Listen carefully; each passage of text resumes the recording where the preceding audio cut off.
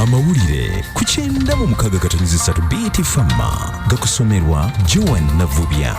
Wow, nkwebaza Josobodde otuusaako engalo n'okubanga okyekuumidde ku mukutu mugisaawo eno nze Joan Navubya. Ssaabawuliriza wa Gavument Kiryowa Kiwanuka agambye okwemulugunyiza etteeka eriwera ebisiyaga n'omukwano gw'ekifuulannenge erya Anti-Homosexuality Act 2023 okw'emirundi 3 bakwasibwa mu kkooti etaputa ssemateeka kwakolebwa mu mwoyo mubi ng'abaakusaayo bagenderera kukaka kkooti okukakasa omuze ogutakkirizibwa mu nneeyisa ya wano n'ennono era kkooti etunule mu kukugoba.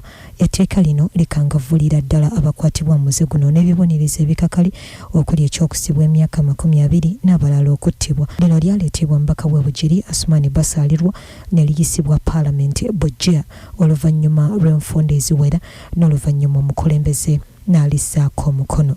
Brigadier General Godfrey Kaweesa Kigozi ayongedde okujjukiza abajaasi abagenda okuwummula obuweereza mu magye omwezi ogujja okukola ku nteekateeka yaabwe kwe banaatambuliza obulamu nga bawummudde ssente ze banaafuna ng'akasiimu baazesige bulungi basobole okubeera mu bulamu obweyagaza. Bino abyogeredde wali mu nkambi ya Gaddafi Jjenja abajaasi abagenda okugannyuka ku ddala lya Meeja ne Kano 99 gye bakuŋŋaanidde mu nteekateeka ya UPDF ey'okukola ku biwandiiko byabwe ebinaabannyola amagye ejjiddwako akawoowo olwaleero. Enteekateeka y'emu ku bajaasi ku ddala lya Brigadier ne General yakubeera embuya kulanga ennaku z'omwezi 10 omwezi guno. Abajaasi 10 be baakakasiddwa omuduumizi w'amagye ow'oku ntikko Yoweri Kaguta Museveni okuwummula amagye nga 3/8 ogw'omwaka guno. Amyuka Sipiika wa Paalamenti Thomas Tayebwa alaze obukulu bw'abakwatibwako ensonga z'abaana ne gavumenti okutondawo emitendera okwewazisa abaana abato obutayonoonekera ku mitimbagano gya yintaneti. Dawa Waswa abirina mu bujjuvu.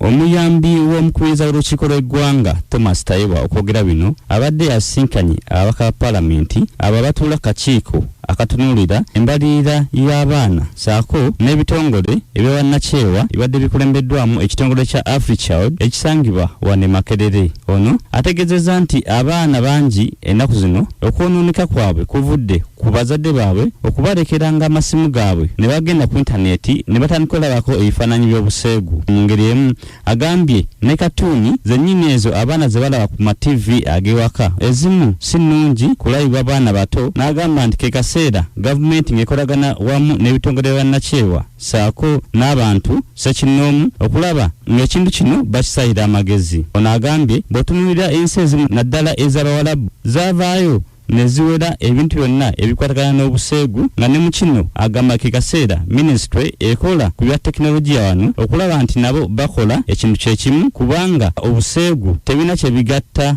ku byanfuna bya ggwanga. Ku lwa BTFM ndiddewo Waswa wano mu kibuga Kampala. Abasawo b'ebisolo ku disitulikiti y'e Madi Okolo bakakasizza nga bwe balinnye konfeeti ekirwadde kya kalusu mu kitundu nga kino kyali kyalangirirwa nga bwe kyabalakawo mu ggombolola ye Anyiribo nga kyakakasibwa mu byalo Peera ne Omuwa. Oluvannyuma lw'okukakasibwa minisitule y'ebyobulunzi yabassaako envuumu ne bateeka mu kalantiini kussa okuggala obutale bw'ebisolo okusobola okukirwanyisa okumala emyezi 6 beddu.